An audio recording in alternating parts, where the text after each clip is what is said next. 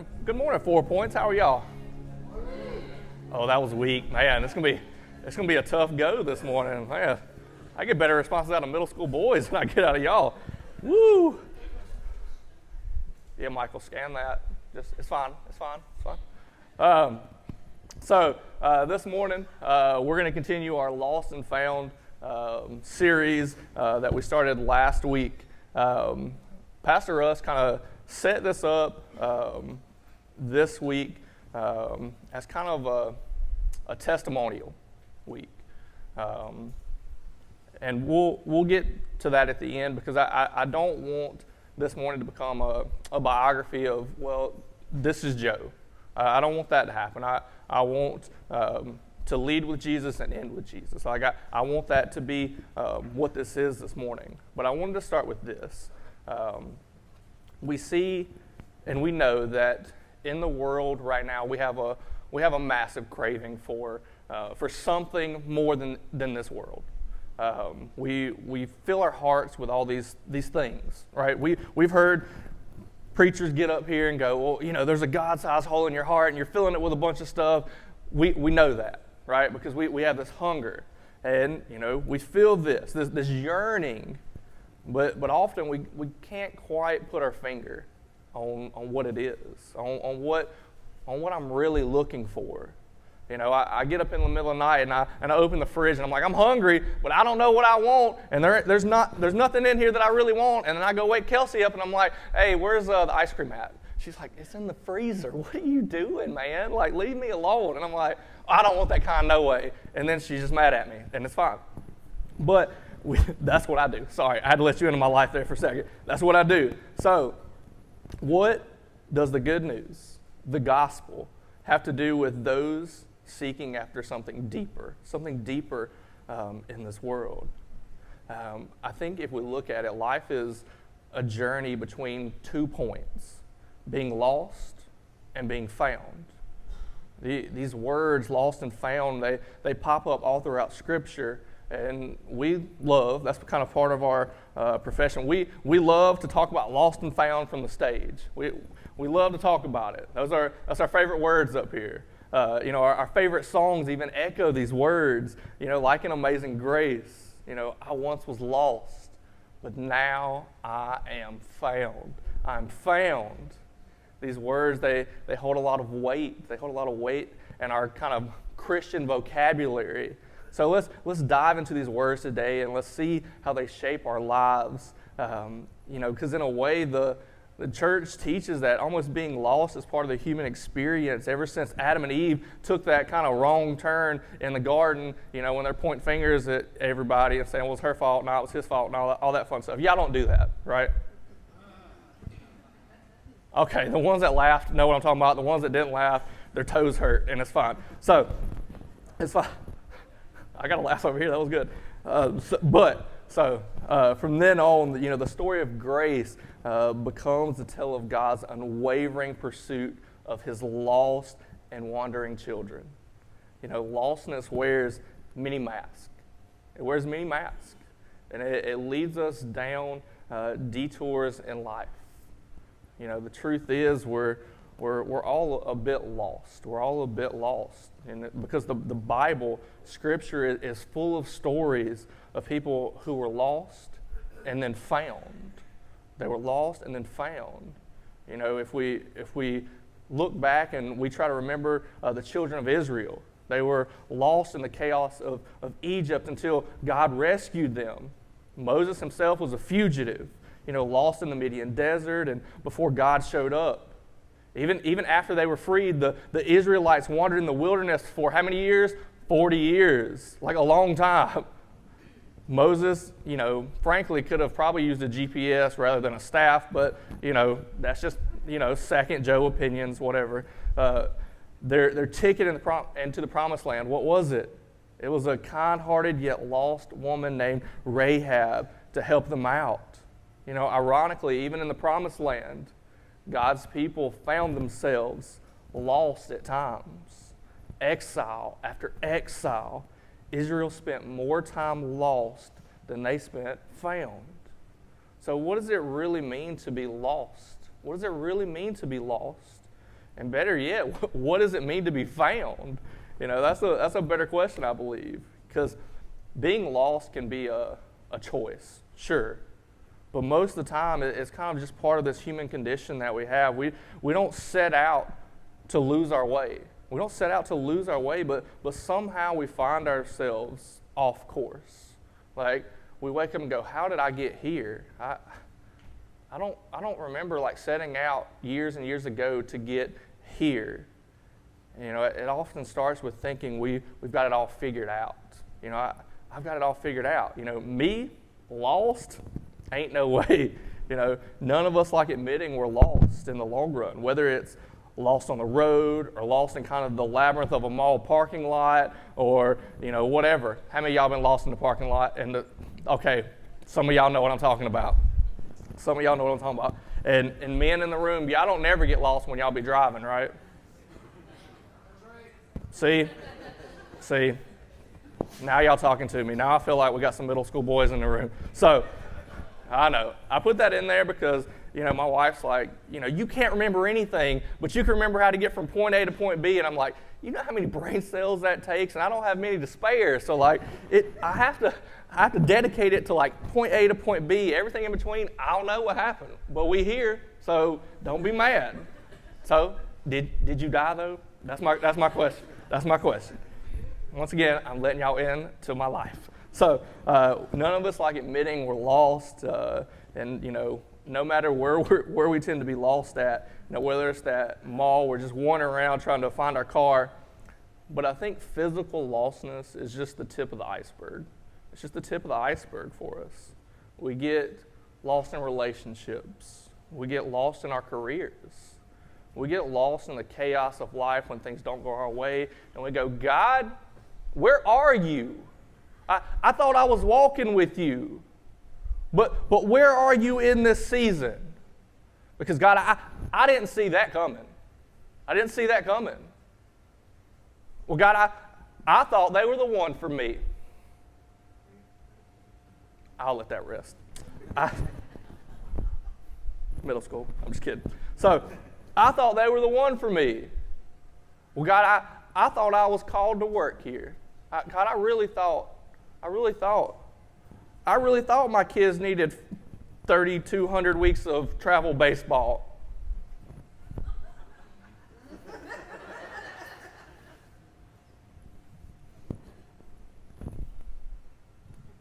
Okay. I really thought they needed that. I really thought that Christmas and Easter at church was okay. I'm going to move on before I get in trouble. I really thought it was okay. But I get lost in this chaos of life, of things happening, and we get lost in our faith. We get lost in our doubts and our anxiety, and we have all these things set in. And we go, God, I thought I was with you. I thought I was walking with you. But now I wake up one morning and I go, God, I don't know. I feel lost. I feel lost. And we're just trying to find ourselves. We get lost in our fears because we all have them. We all have fears, whether we want to admit it or not. For the males in the room, this is oftentimes harder for us because we want to wake up, beat our chest, grill, and get like meat stuff all over us and like have it all together.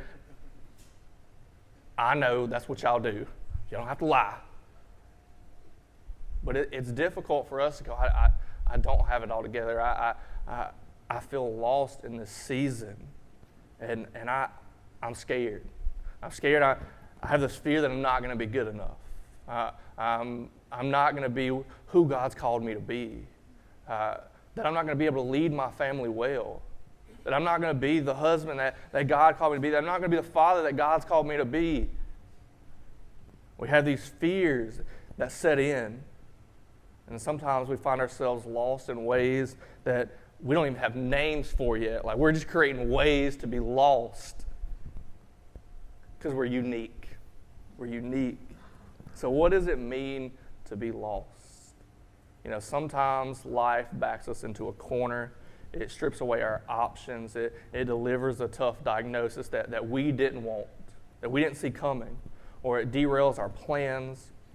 It's in these moments that we often find ourselves lost. You know, lostness has this way of showing us how desperately we need to be found. It humbles us. In this world, lostness is just one tragedy away. And when we're lost, who do we turn to?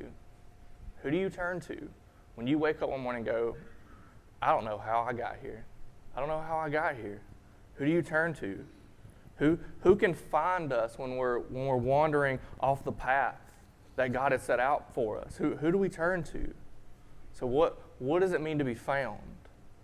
Well, we're going to talk about the pursuing God. The pursuing God. We see in the book of Luke, we're going to Luke 15. We're going to start, we're going to kind of skip around through Luke 15, but basically it's all about lost things. Luke 15 is all about lost things. We're going to start in 15, verse 8. It starts with the parable about a woman who loses a coin. Luke 15, verse 8. Or suppose a woman has 10 silver coins and loses one. Doesn't she light a lamp, sweep the house, search carefully until she finds it? And when she finds it, she calls her friends and neighbors together and says, rejoice with me. I have found my lost coin. In the same way, I tell you, there is rejoicing in the presence of the angels of God over one sinner who repents, over one person who repents, over you and over me. There's rejoicing. But we see this woman, she can't rest until she's turned her whole house upside down. It's not as if she's lost her glasses or her wallet. It's just one coin. That coin couldn't find its way back to her, so she made it her mission to go and find it. She made it her mission to go and find it. And then we see there's this guy who owns some sheep in Luke 15:4. Suppose one of you has 100 sheep and loses one of them. Doesn't he leave the 99 in the open country and go after the lost sheep until he finds it? And when he finds it, he joyfully puts it on his shoulders and goes home.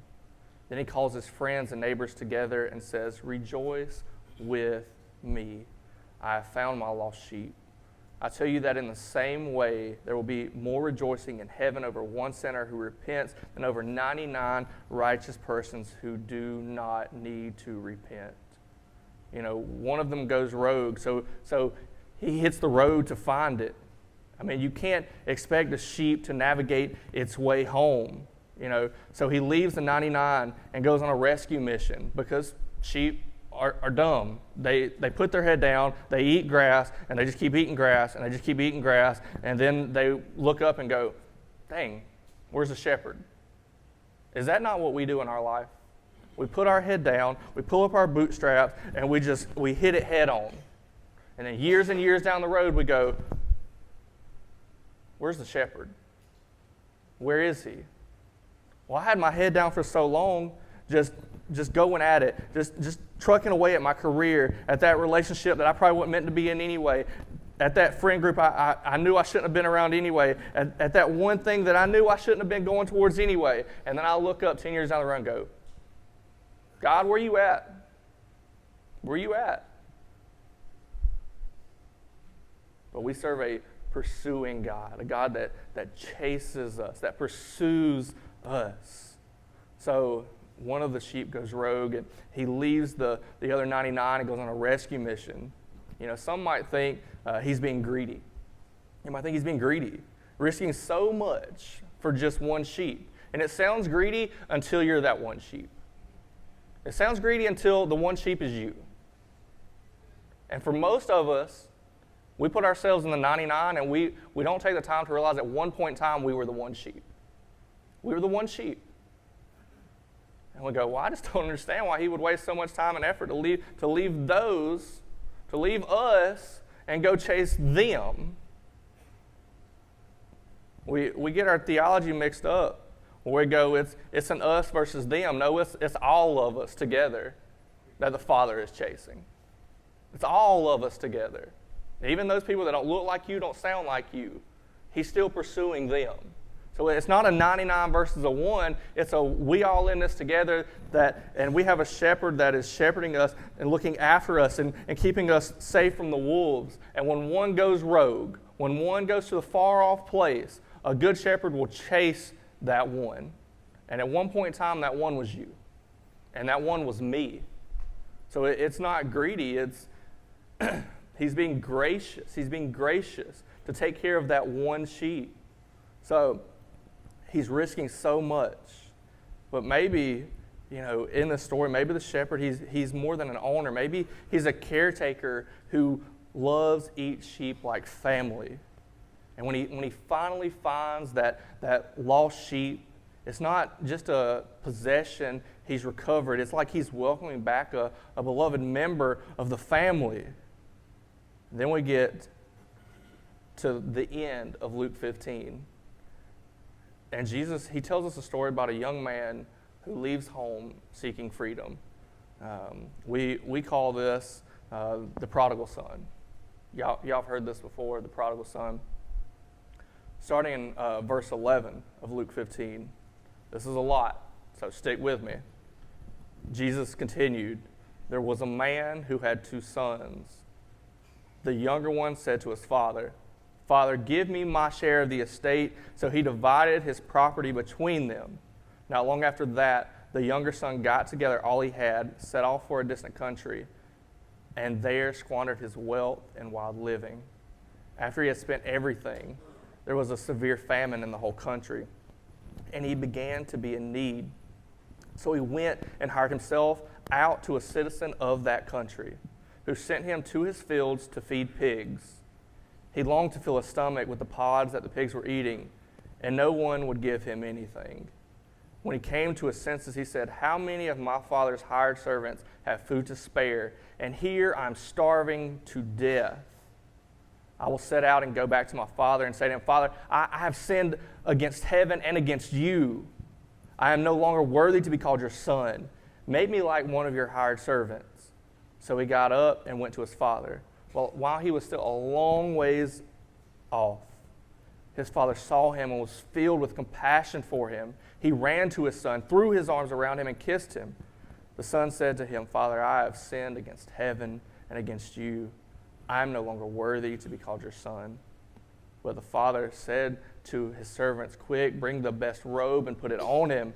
Put a ring on his finger and sandals on his feet. Bring the fattened calf and kill it. Let's have a feast and celebrate. For this son of mine was dead and is alive again. He was lost and is found.' So they began to celebrate. Meanwhile, the older son was in the field. When he came near the house, he heard music and dancing. When he called one of the servants and asked him what was going on, 'Your brother has come,' he replied, 'and your father has killed the fattened calf because he has come home safe and sound.' The older brother became angry and refused to go in. So his father went out and pleaded with him. But he answered his father, 'Look, all these years I've been slaving for you and never disobeyed your orders. Yet you never gave even a young goat so I could celebrate with my friends. But when the son of yours who has squandered your property with prostitutes comes home, you kill the fattened calf for him.' 'My son,' the father said, 'you are always with me and everything I have is yours. But we had to celebrate and be glad because this brother of yours was dead and is alive again. He was lost and is found.'" We see in this scripture that we have the prodigal son, the one that went to the far off place, the one that just wanted the riches from his father, wanted his inheritance. And then we see him go off into Woodruff and, okay, y'all still with me? I just had to check.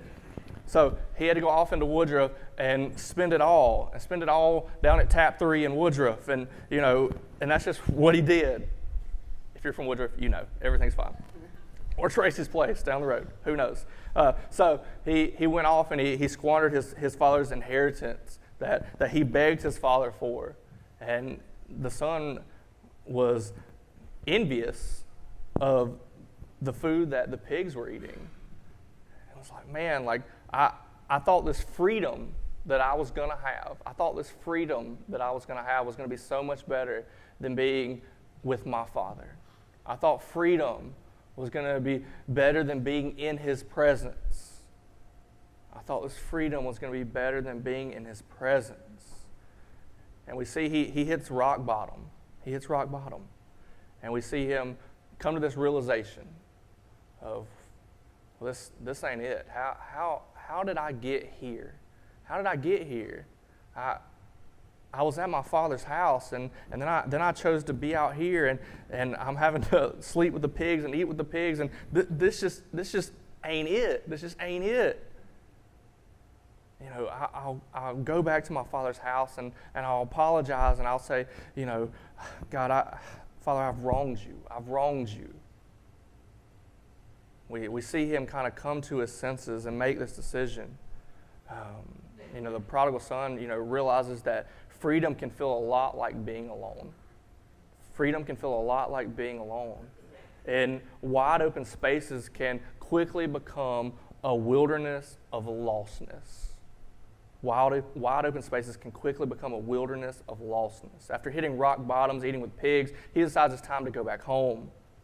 You know, here's a case where someone played a role in their own rescue. He had to own up to his mistakes, stop blaming others, and accept his lostness. Because you see, we can't be found until we admit we're actually lost. We can't be found until we admit, like, I am lost. I am lost spiritually. I'm lost in my job. I'm lost in this relationship. I'm lost in whatever it is. And I need to be found. But even his journey back home would have been pointless if there wasn't a loving Father waiting at the end of the driveway. We see that as the son's coming home, it says that the Father sees him way off. The Father sees him way off. That leads me to believe that the Father was waiting by the window, looking for his son to return. He was waiting. He was waiting. And it says that he sent for the fattened calf. Well, the fattened calf didn't happen overnight. There was preparations happening to fatten that calf up. Why? Because he knew his son was coming home. He knew his son was coming home. And so he sent for this fattened calf. But it doesn't make sense if there's not a Father waiting for us. This Father was ready to find his son, but the son had to be ready to be found. The moment the son turned back, ready to face his consequences, the Father was there with open arms. And I tell you this, to use the last, 10, 11 minutes, to tell you a story. And like I said, we picked these songs specifically, and Pastor Russ kind of set up last week specifically for kind of this moment right here. Our vision is to create a place where it's impossible to be unknown. It's impossible to be unknown. And frankly, that starts here. It starts here. So I didn't necessarily introduce myself when I first got up here. I'm Joe. I'm Pastor Joe. I'm the student pastor here at 4 Points, amongst other things. If I had like the little name tag, it's just like rolling. That's just how ministry works. But that resume doesn't tell the full story. It doesn't tell the full story. And I could leave you with that, and you can be like, okay, well, that was weird, and he gave us a resume and whatever. But that doesn't tell the full story. Because you see, Easter at 4 Points, we're 2 weeks away. It holds a special place in my heart. You see, in 2016, I sat, probably 5 rows back in that empty chair right there on Easter as a full-blown addict. I've been in recovery for 8 years now. I know some of you are like elbowing your wife going, I knew he was too skinny.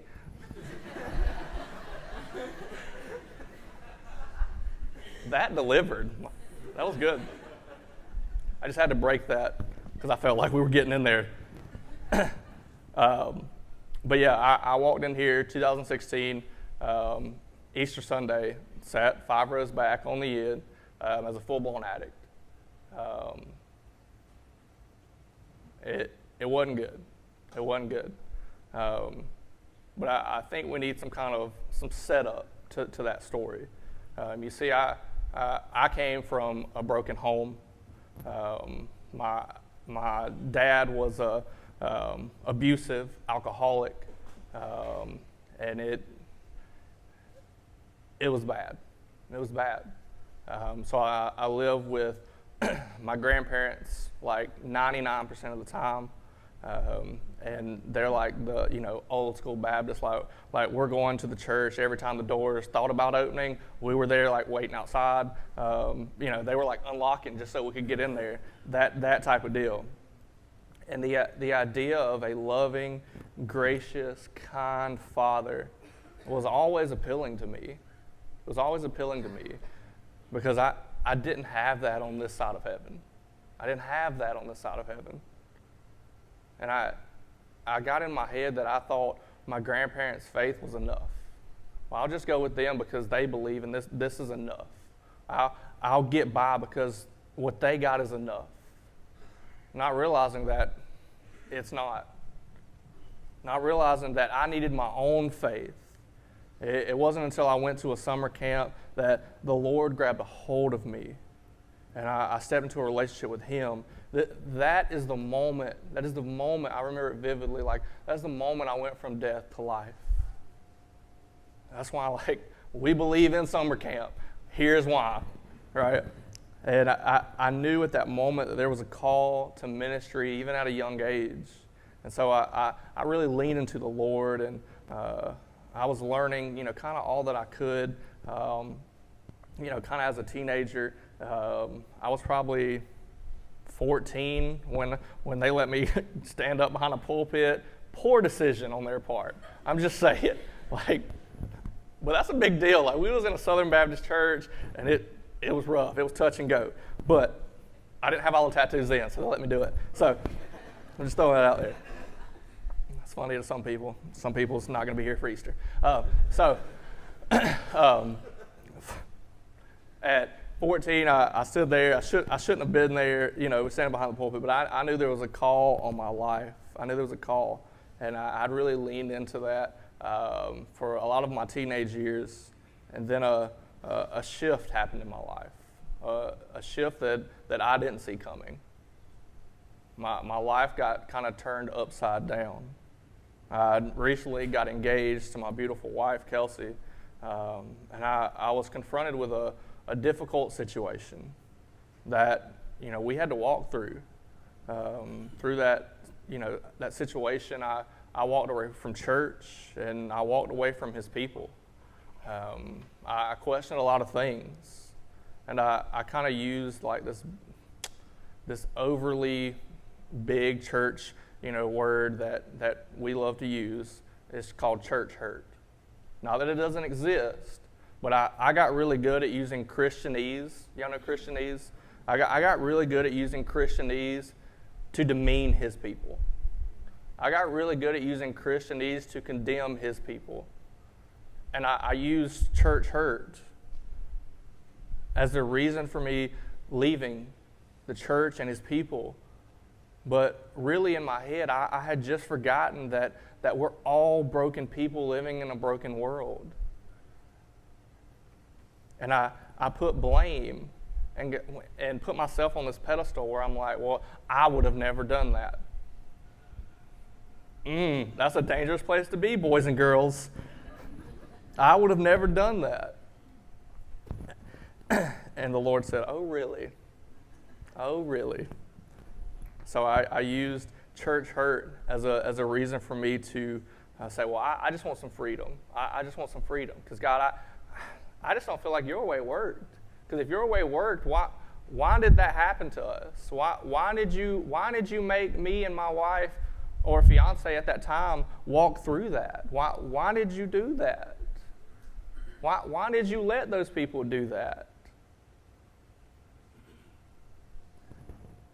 And so I used church hurt as an excuse for me just to walk away, to go to the far off place.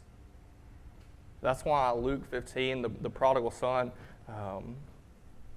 really hits home for me and my family, because I was there in every sense of the word. I can walk through verse by verse and go, okay, well, this is Joe at 15. This is Joe at 20. I can walk through line by line and say, okay, well, this is where I was. Not knowing that's where I was in the middle of it. So I'm operating out of church hurt, and I'm using this as my Christianese excuse to not be around His people. I didn't attend church for years and years and years, and at some point, I had become the God of my life. And I said, God, well, your way's not working. Father, your way's not working. So I'm going to do it my way instead. And I was on this kind of like weird religious pedestal where I said, well, God, I know you called me to that, but like if you called me to that, you shouldn't have sent them my way. You shouldn't have done that. So I get married at 20, and shortly after that is really when my years of addiction kind of kicked in and started. I took something that was, we'll say, permissible but not profitable. I took that and turned it into my identity. I took that and it became who I was. It took up my whole life.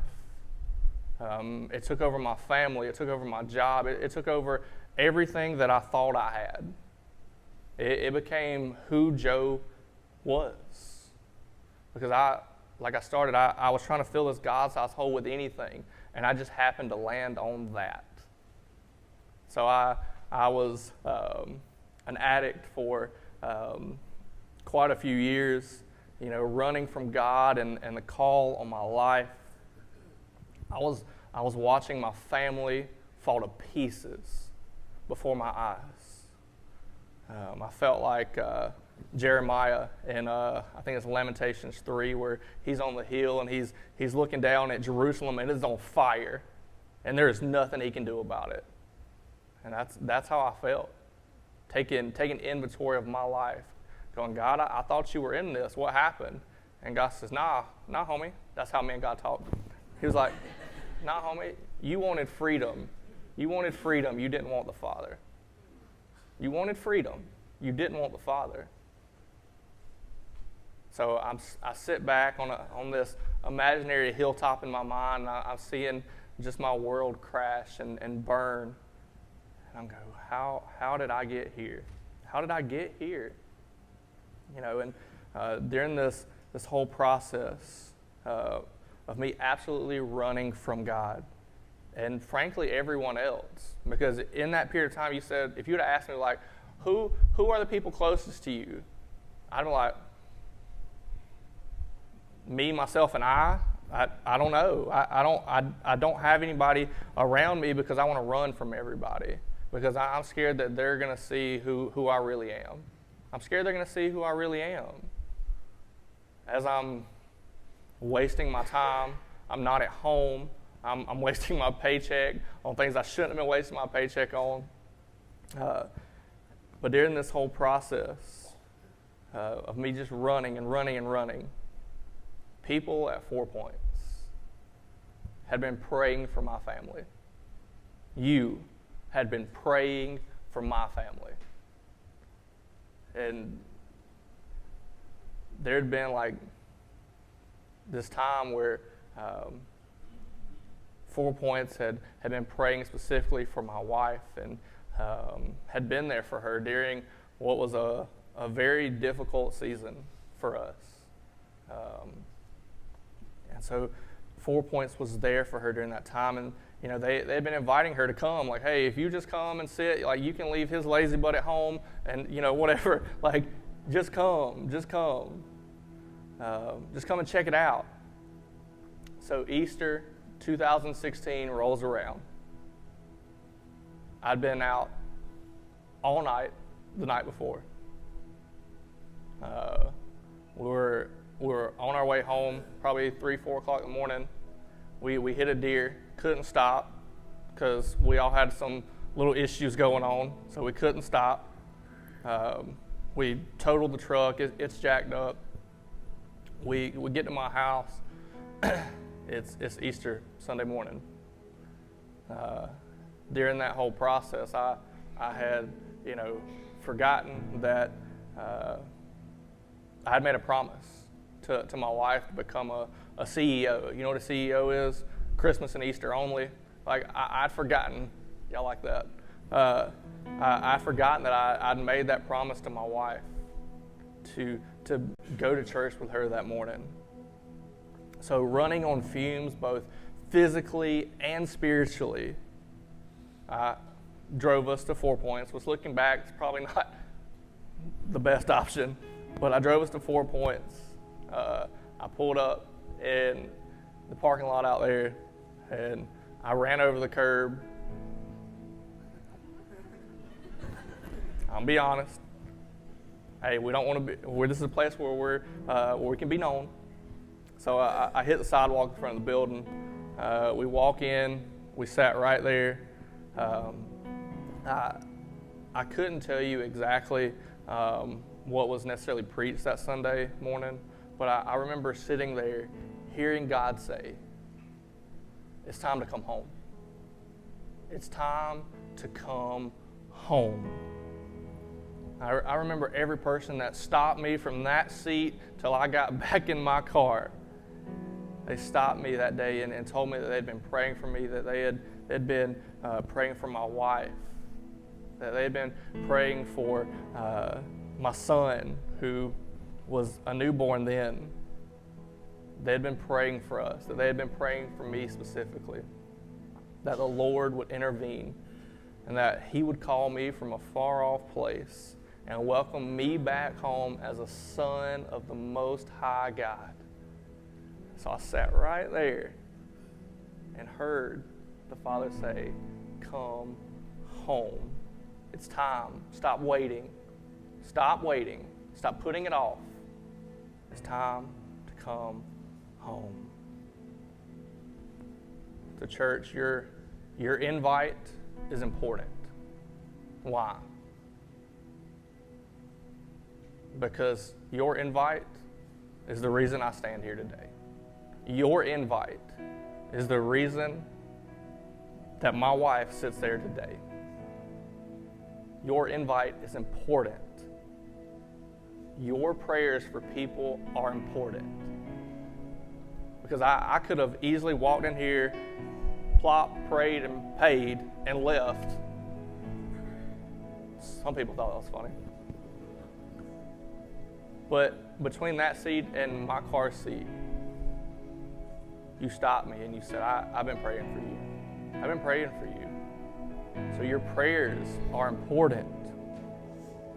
I found myself very, very lost in that season, tending a grave that I was not called to tend anymore.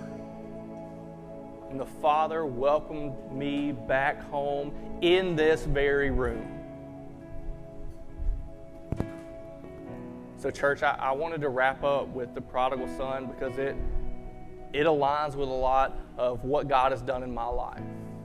But I don't want to be blind to the fact that I think and I know that the story of the prodigal son and the story of addiction is in the room. It's in the room. And I don't want to hide from it this morning. Because I know there's some wives, there's some husbands, there's some moms, there's some dads that have seen their sons, that have seen their daughters run to the far-off place of addiction. You've seen them run. You've seen them run. My encouragement for you this morning is let's bring them to the Father's feet. Let's bring them to the Father's feet.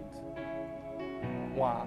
Because God is still good and God still works miracles in 2024 just as He did 2,000 years ago. He does.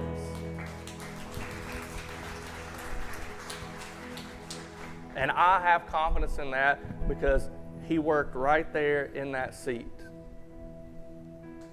on me. And I know there's the other side. There's the people that in the room that are actively involved in some type of addiction. It doesn't have to be mine.